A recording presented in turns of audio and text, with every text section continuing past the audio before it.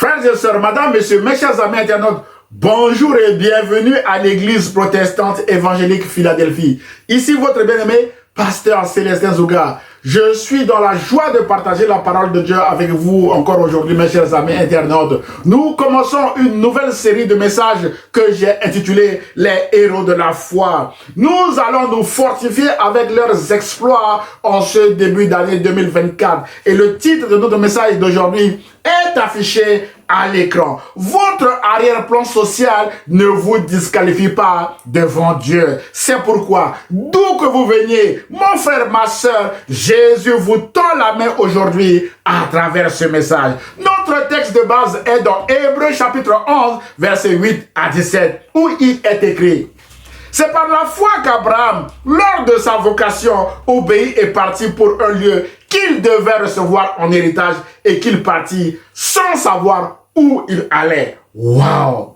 C'est par la foi qu'il vint s'établir dans la terre promise, comme dans une terre étrangère, habitant sous des tentes, ainsi qu'Isaac et Jacob, les cohéritiers de la même promesse. Car il attendait la cité qui a de solides fondements, celle dont Dieu est l'architecte et le constructeur. C'est par la foi que Sarah elle-même, malgré son âge avancé, fut rendue capable d'avoir une postérité parce qu'elle crut à la fidélité de celui qui avait fait la promesse. C'est pourquoi d'un seul homme déjà usé de corps naquit une postérité nombreuse comme les étoiles du ciel, comme le sable qui est sur le bord de la mer et qu'on ne peut compter. Verset 17. C'est par la foi qu'Abraham offrit Isaac lorsqu'il fut mis à l'épreuve et qu'il offrit son fils unique, lui qui avait reçu les promesses et à qui il avait été dit: Isaac sera nommé pour toi une postérité. Il pensait que Dieu est puissant même pour ressusciter les morts. Aussi le recouvra-t-il par une sorte de résurrection. Waouh! Mes chers amis internautes, frères et sœurs, je vous propose d'aborder 3 points dans ce message. Le premier point est notre titre: votre arrière-plan social ne vous disqualifie pas devant Dieu. Mes chers amis internautes, frères et sœurs, Abraham occupe une place prépondérante dans ce chapitre 11 de l'Épître aux Hébreux, consacré aux héros de la foi. En effet, près d'un tiers de ce chapitre parle d'Abraham et de sa femme Sarah. Le nom d'Abraham est mentionné, mes bien-aimés, 24 fois dans le Nouveau Testament. Plusieurs fois, Jésus a parlé d'Abraham, mes chers amis internautes. Par exemple, en Jean chapitre 8, verset 56, Jésus a dit: Abraham, votre père, a tressaillé de joie de ce qu'il verrait mon jour. Il l'a vu et il s'est réjoui. Waouh! Cette déclaration, mes bien-aimés, a suscité la colère des Juifs qui lui disent: tu n'as même pas encore 50 ans et tu as vu Abraham, toi? Jésus leur dit: en vérité, je vous le dis, avant qu'Abraham fût, je suis. Waouh! La colère a augmenté, mes bien-aimés dans le Seigneur. Là-dessus, ils prirent des pierres pour les jeter contre lui, mais Jésus se cacha et il sortit du temple. Voilà l'image d'Abraham à l'époque de Jésus. Personne ne pouvait oser se mettre au-dessus d'Abraham en matière de foi. C'est pourquoi la foule voulait lapider Jésus parce qu'il a dit que avant qu'Abraham fût, je suis, mes bien-aimés dans le Seigneur. Et ce je suis renvoie au je suis de Dieu lui-même, mes chers amis internautes, dans les Saintes Écritures.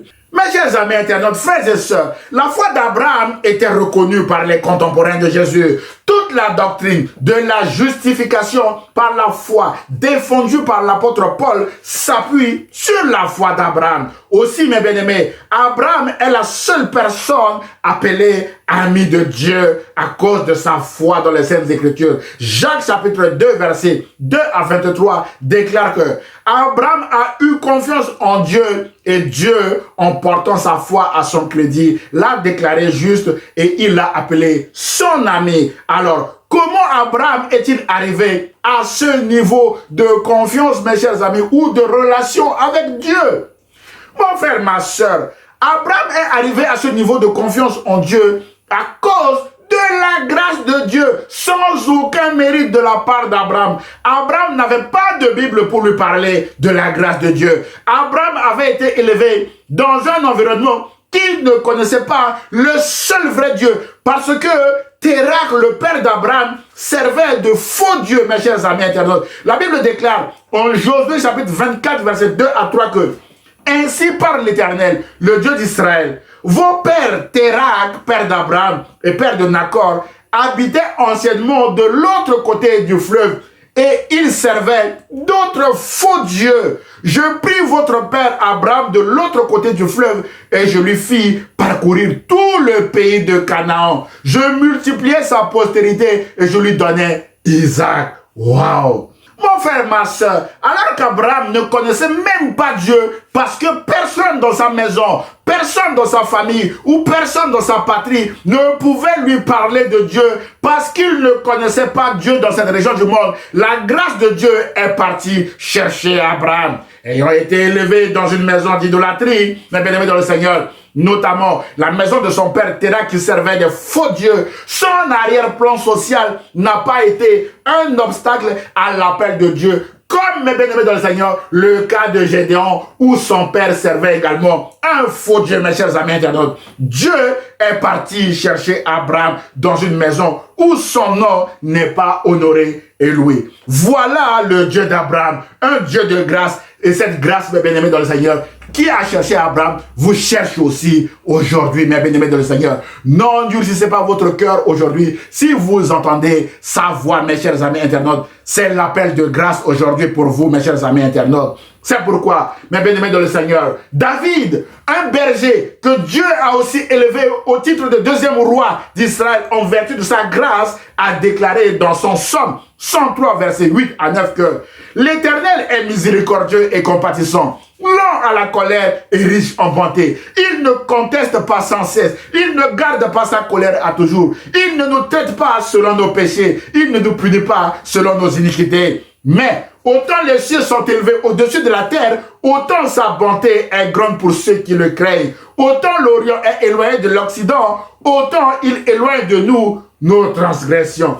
Comme un père a compassion de ses enfants, l'Éternel a compassion de ceux qui le craignent. Frères et sœurs, la crainte de l'Éternel, c'est entendre sa voix et y obéir. Abraham avait la crainte de Dieu parce qu'il a entendu la voix de Dieu et il y a obéi en quittant la maison de son père Térach pour marcher avec Dieu, mes chers amis internautes. La Bible dit que c'est par la foi qu'Abraham, lors de sa vocation, obéit et partit pour un lieu qu'il devait recevoir en héritage et qu'il partit sans savoir où il allait. Mais bien aimé dans le Seigneur, c'est par la foi qu'il vint s'établir dans la terre promise comme dans une terre étrangère, habitant sous des tentes, ainsi qu'Isaac et Jacob, les cohéritiers de la même promesse, car il attendait la cité qui a de solides fondements, celle dont Dieu est l'architecte et le constructeur. La motivation d'Abraham, mes chers amis internautes, est cette cité céleste que Abraham attendait, mes bien-aimés dans le Seigneur. Mon frère, ma soeur, cette cité est le ciel qui est la destination finale d'Abraham et de toute sa descendance dont nous faisons partie aujourd'hui, mes bien-aimés. Et la bonne nouvelle est que là où Abraham a fauté et est tombé sur le chemin de son pèlerinage vers cette cité céleste, la même grâce de Dieu qui est parti le chercher dans la maison de son père, mes bien-aimés, Térach, a surabondé pour le relever et l'accompagner pendant son parcours. C'est ainsi qu'il était devenu l'ami de Dieu et héros de la foi, inscrit dans le chapitre 11 de l'épître aux Hébreux, réservé aux héros de la foi, mes bien-aimés. Mon frère, ma soeur, peu importe votre arrière-plan social actuellement, mes bien-aimés, Dieu vous cherche avec la même grâce ou la même faveur, sans aucun mérite de votre part. Autrement dit, vous n'êtes pas disqualifié par Dieu à cause de votre arrière-plan social. Rappelez-vous que Dieu qualifie ce que lui, il appelle, mes bien-aimés dans le Seigneur. C'est pourquoi Dieu vous lance aujourd'hui le même appel qu'il a lancé à Abraham à travers ce message. Et c'est Dieu lui-même qui va vous qualifier, mes bien-aimés. Ne vous disqualifiez pas vous-même, mes bien-aimés. Abraham vient d'une maison d'idolâtrie, mais la différence est que Abraham a ouvert son cœur. Il a répondu oui à l'appel de Dieu. Mon frère, ma soeur, répondez aussi oui à l'appel de Dieu en acceptant Jésus-Christ comme étant votre Seigneur et votre Sauveur. C'est alors, mes bien-aimés, que vous hériterez de cette cité céleste qui a de solides fondements et dont Dieu et Dieu seul est l'architecte et le constructeur. Voilà le but principal de ce message. Vous amener à la vie éternelle. Et Jésus a dit en Jean chapitre 17 verset 3 que la vie éternelle consiste à connaître son Père comme étant le seul vrai Dieu et son envoyé qui est Jésus-Christ, mes chers amis internautes. Voilà pourquoi aujourd'hui la grâce de Dieu vous cherche. C'est à vous d'accepter ou de rejeter cette grâce, mes chers amis internautes. Point numéro 2, les choix des personnes qui vous accompagnent dans votre pèlerinage est important. Mon frère, ma soeur, si vous venez d'accepter Jésus-Christ comme étant votre Seigneur et Sauveur, je vous dis bravo. Vous êtes maintenant fils d'Abraham. Vous êtes maintenant sur le chemin du pèlerinage vers la cité céleste. Pour cela, vous devez faire le choix des personnes qui vous accompagnent dans ce pèlerinage. Pour vous aider à faire un bon choix, nous allons voir, mes bien-aimés dans le Seigneur, le choix qu'a fait Abraham à partir de Genèse chapitre 12, verset 1 à 5 et Actes des Apôtres chapitre 7, verset 2 à 4, mes chers amis internautes. La Bible déclare en Genèse chapitre 12, verset 1 à 5 que l'Éternel dit à Abraham, avant il s'appelait Abraham, avant que Dieu change son nom à Abraham, mes bien-aimés, qui veut dire père d'une grande nation, d'une multitude de nations. L'Éternel dit à Abraham, quitte ton pays, ta patrie et ta famille et va dans le pays que je te montrerai. Je ferai de toi une grande nation. Je te bénirai, je rendrai ton nom grand et tu seras une source de bénédiction. Je bénirai ceux qui te béniront et je maudirai ceux qui te maudiront aussi. Et toutes les familles de la terre seront bénies en toi. Abraham partit conformément à la parole de l'Éternel et Lot partit avec lui. On souligne Lot partit avec lui. Abraham était âgé de 75 ans lorsqu'il quitta Charan. Verset 5. Il prit sa femme Sarai et Lot, le fils de son frère. Il prit aussi tous les biens et les serviteurs dont il était devenu propriétaire à Charan et ils partirent pour se rendre dans le pays de Canaan où ils arrivèrent.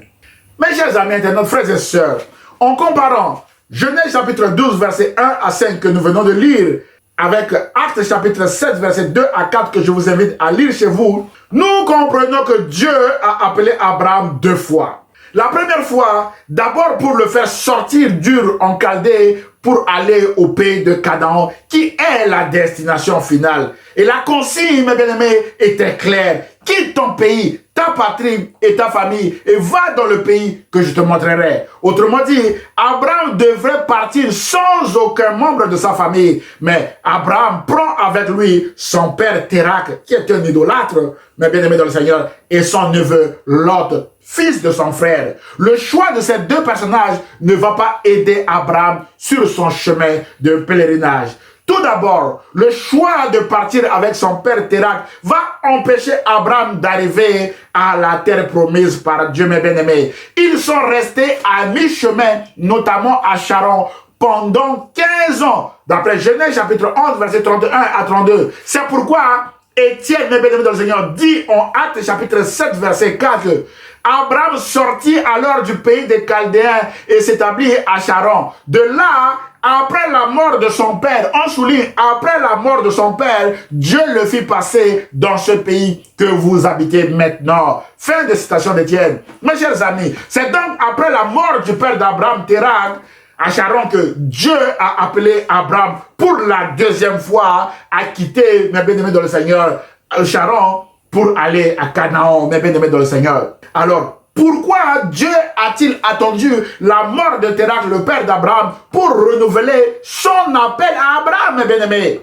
Mes chers amis, la présence de Térak père d'Abraham et idolâtre, n'est pas recommandé par Dieu dans ce voyage. Dieu a attendu la mort de Térakh pour renouveler son appel à Abraham. C'est pourquoi un auteur du nom de Meyer a dit, je cite, « Il est important de veiller au choix des personnes que nous prenons avec nous dans notre pèlerinage. Nous pouvons prendre un bon départ dur en Chaldée comme Abraham, mais si nous prenons Térakh avec nous, nous n'irons pas loin. » Fin de citation. Mon frère et ma soeur, il y a des gens qui ne peuvent pas vous aider si vous les prenez avec vous dans votre parcours de pèlerin, mes bien-aimés dans le Seigneur.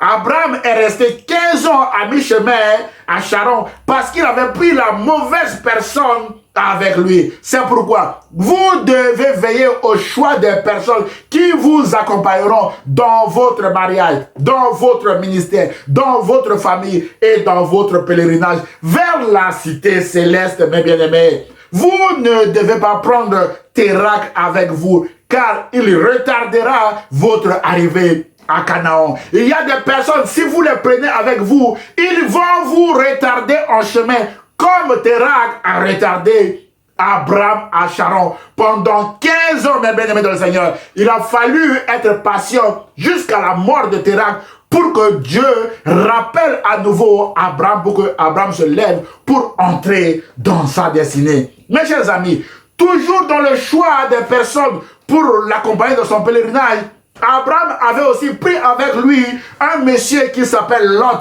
le fils de son frère, contrairement aux ordres de Dieu, mes bien-aimés dans le Seigneur, qui lui disait, quitte ta famille. Abraham n'a pas vraiment quitté sa famille en prenant avec lui non seulement son père, et il prend encore avec lui son neveu Lot. Lot va lui poser de sérieux problèmes de querelle dans la famille après leur séjour égyptien où ils ont eu beaucoup de biens matériels. Mais la bonne nouvelle est que Abraham va se débarrasser de Lot en chemin en lui disant en Genèse chapitre 8 verset 8 à 9 que qu'il n'y ait point, je te prie, Lot, de dispute entre moi et toi, ni entre mes bergers et tes bergers, car nous sommes frères. Sépare-toi donc de moi. Si tu vas à gauche, j'irai à droite. Si tu vas à droite, j'irai à gauche, mes bien-aimés dans le Seigneur. Ils se sont séparés. Les deux hommes se sont séparés, mes bien-aimés dans le Seigneur, afin d'éviter des querelles dans la famille. Ils se sont séparés comme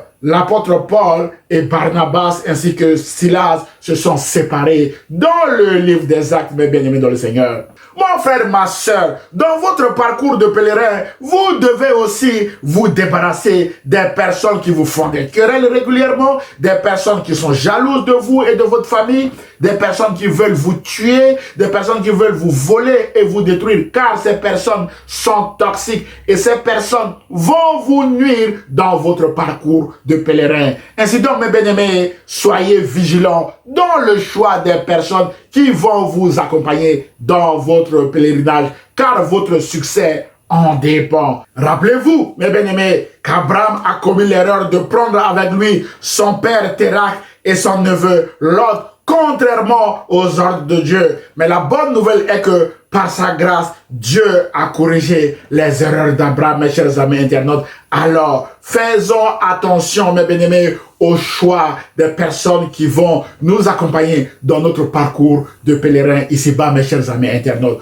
Point numéro 3, marcher par la foi et non par la vue. Mes chers amis internautes, frères et sœurs, la vie chrétienne est faite de promesses de Dieu et d'attentes. Il y a plusieurs promesses dans la Bible, mes chers amis internautes. Le point commun des héros de la foi est leur confiance au Seigneur pendant la période d'attente où ils ne voyaient rien du tout, mes bien-aimés, mais ils continuaient de croire que Dieu est fidèle et Dieu accomplira, mes bien-aimés, ce qu'il a promis. C'est ainsi qu'ils ont vu la gloire de Dieu, mes chers amis internautes. Au rang de ces héros, nous parlons aujourd'hui d'Abraham et de sa femme Sarah, mes bien-aimés. L'auteur de l'Épître aux Hébreux déclare que c'est par la foi que Sarah elle-même, malgré son âge avancé, fut rendue capable d'avoir une postérité parce qu'elle crut à la fidélité de celui qui avait fait la promesse. On souligne la fidélité de celui qui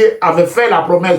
C'est pourquoi d'un seul homme déjà usé de corps, on parle d'Abraham qui avait déjà 75 ans au moment de son appel, mes bien-aimés dans le Seigneur, naquit une postérité nombreuse comme les étoiles du ciel, comme le sable qui est sur le bord de la mer et qu'on ne peut compter, mes bien-aimés dans le Seigneur. Abraham a eu Isaac quand il était âgé de 100 ans environ, mes bien-aimés, soit 25 années d'attente. On lit Hébreux chapitre 11, versets 11 à 12. Frères et sœurs, Sarah était une femme stérile qui a reçu la promesse de Dieu d'avoir un enfant. Mais entre la promesse et son accomplissement, Sarah a aussi attendu, comme Abraham, 25 ans. Sarah était patiente envers Dieu pendant 25 ans et confiante que Dieu est fidèle et fera ce qu'il a promis. Et Sarah a vu la gloire de Dieu. Mon frère, ma sœur, vous ne pouvez pas marcher avec Dieu si vous ne lui faites pas confiance. Car la confiance est la sève de la foi. L'auteur de l'Épître aux Hébreux dit que or la foi est une ferme assurance, on souligne ferme assurance des choses qu'on espère, une démonstration de celles qu'on ne voit pas. Ainsi donc, mes bien-aimés, la foi, c'est croire fermement que Dieu accomplira ses promesses en son temps avant de voir la gloire de Dieu. Et je reste patient et confiant à Dieu avec la bonne attitude pendant mon temps d'attente. Car je sais et je grave dans mon cœur qu'il est impossible que Dieu monte d'après Hébreux chapitre 6, verset 18. Mes chers amis, Dieu ne supporte pas quelqu'un qui ne lui fait pas confiance. C'est pourquoi il est écrit que, or, sans la foi, il est impossible d'être agréable à Dieu. Autrement dit, sans la confiance, il est impossible d'être agréable à Dieu. Car il faut que celui qui s'approche de Dieu croit que Dieu existe et qu'il est le rémunérateur de ceux qui le cherchent. Autrement dit, vous ne pouvez pas être agréable à Dieu si vous ne lui faites pas confiance. C'est simple, mes chers amis internautes. Mon frère, ma soeur, peut-être que Dieu vous a fait une promesse pour laquelle vous êtes encore en attente, mes bien-aimés. L'apôtre Paul vous encourage à persévérer dans votre attente avec la bonne attitude en vous disant: car nous marchons par la foi et non par la vue. D'après 2 Corinthiens chapitre 5, verset 7. Mon frère, ma soeur, marchez par la foi et non par la vue. Autrement dit, mes bien-aimés, si vous ne voyez encore rien du tout s'accomplir par rapport à vos promesses, continuez de croire en Dieu et de marcher par la foi. Rappelez-vous que c'est par la foi que les héros de la foi, dont Sarah et Abraham, mes bien-aimés, que nous avons étudié aujourd'hui, ont triomphé face, mes bien-aimés, à leurs géants, ont triomphé face à leurs difficultés, mes chers amis internautes. Enfin, rappelez-vous que la foi a fait d'Abraham l'ami de Dieu. L'auteur de l'Épître aux Hébreux déclare que c'est par la foi qu'Abraham offrit Isaac lorsqu'il fut mis à l'épreuve. On souligne mis à l'épreuve. Dieu peut nous mettre à l'épreuve, mes chers amis internautes, et qu'il offrit son fils unique, lui qui avait reçu les promesses et à qui il avait été dit: en Isaac sera nommé pour toi une postérité. Il pensait que Dieu est puissant, même pour ressusciter les morts. Aussi le recouvra-t-il par une sorte de résurrection. Abraham voyait déjà la résurrection de son fils Isaac, que Dieu lui avait demandé d'offrir en sacrifice, mes chers amis internautes. Dans cette épreuve, Dieu a pourvu au bélier en sacrifice à la place d'Isaac, et Abraham est devenu l'ami de Dieu à cause de sa foi, à cause de cette épreuve. Voilà pourquoi il est important de marcher par la foi et non par la vue. Ce message, mes bien-aimés, vise à vous encourager à persévérer dans votre foi en Dieu et en Jésus-Christ. Jean 14, 1, Jésus a dit: croyez en moi et croyez en Dieu, mes chers amis. C'est alors que vous triompherez également, comme Abraham et Sarah, ainsi que les autres héros de la foi dans les Saintes Écritures, mes chers amis internautes. En conclusion de notre message d'aujourd'hui, mes chers amis, dans ce message, nous avons vu que Térak, le père d'Abraham, servait des faux dieux. Mais la bonne nouvelle est que la grâce de Dieu est allée chercher Abraham dans la maison de son père pour faire de lui l'ami de Dieu, en lui disant quitte ton pays, quitte ta patrie et ta famille et va dans le pays que je te montrerai. D'après Genèse chapitre 12, versets 1 à 5. Même si Abraham, mes bien-aimés, n'a pas marché fidèlement selon cette parole de Dieu, nous l'avons vu, mes bien-aimés, Dieu a corrigé ses erreurs en chemin. La grâce de Dieu l'a aidé. La grâce de Dieu a surabondé dans la vie d'Abraham, mes bien-aimés, et a fait de lui ami de Dieu, mes chers amis internautes. Jacques chapitre 2, verset 23 déclare que Abraham a eu confiance en Dieu et Dieu, en portant sa foi à son crédit, l'a déclaré juste et l'a appelé son ami, mes chers amis internautes, à cause de sa foi. Aujourd'hui encore, mes bien-aimés, Dieu veut faire aussi de vous son ami à travers son Fils Jésus-Christ. Jésus a dit en Jean chapitre 15, verset 14 que vous êtes mes amis si vous faites ce que je vous recommande. Et là, Jésus a parlé ici à des disciples, à ses disciples, mes chers amis internautes. Si vous voulez devenir disciple de Jésus, mes bien-aimés dans le Seigneur, vous devez d'abord l'accepter comme votre Seigneur et Sauveur. Alors vous devenez amis de Dieu et cette parole s'adressera à vous. Vous êtes désormais des amis de Dieu si vous venez d'accepter Jésus-Christ comme votre Seigneur et Sauveur, mes bien-aimés dans le Seigneur. Et si vous faites ce que Jésus vous recommande de faire, alors vous devenez l'ami de Jésus et vous verrez la gloire de Dieu. Comme Abraham, mes bien-aimés dans le Seigneur, a vu la gloire de Dieu. Car avant qu'Abraham fût, je suis, déclare Jésus, mes chers amis internautes. Jésus était avant Abraham, donc plus grand qu'Abraham, mes chers amis internautes. Voilà le but de ce message, vous amener à accepter celui qui est au-dessus d'Abraham, Jésus-Christ, comme votre Seigneur et votre Sauveur. J'ose espérer que ce message vous a fait du bien. Alors, aimez-le, commentez-le et partagez-le à vos proches. Que Dieu vous bénisse. Prions le Seigneur. Seigneur Jésus, touche mon frère ou ma soeur qui vient de regarder cette vidéo afin qu'il ou elle t'accepte comme son Seigneur et son Sauveur et devienne ton ami. Et ce, quel que soit son arrière-plan. Merci Seigneur pour ta fidélité à vouloir accompagner désormais mon frère ou ma soeur dans sa marche vers la cité céleste dont ton Père est l'architecte. Je prie au nom de Jésus et l'Église protestante évangélique Philadelphie répond Amen. Frères et sœurs, mes chers amis internautes, si vous avez aimé le message, merci de le liker et de le partager à vos proches. Vous pouvez également m'envoyer un mail d'encouragement, vos sujets de prière, voire même des questions ou remarques sur le message à église de Philadelphie 78500@gmail.com. J'aurai le plaisir de vous répondre. N'hésitez surtout pas de vous abonner à notre chaîne YouTube ou à notre page Facebook afin de recevoir des alertes sur nos prochains messages. À dimanche prochain à 10 h sur la page Facebook ou sur la chaîne YouTube de l'Église protestante évangélique Philadelphie. Et ce, si Dieu le veut. À très bientôt, mes chers amis internautes. Bonne et heureuse année 2024 sous la grâce de Dieu.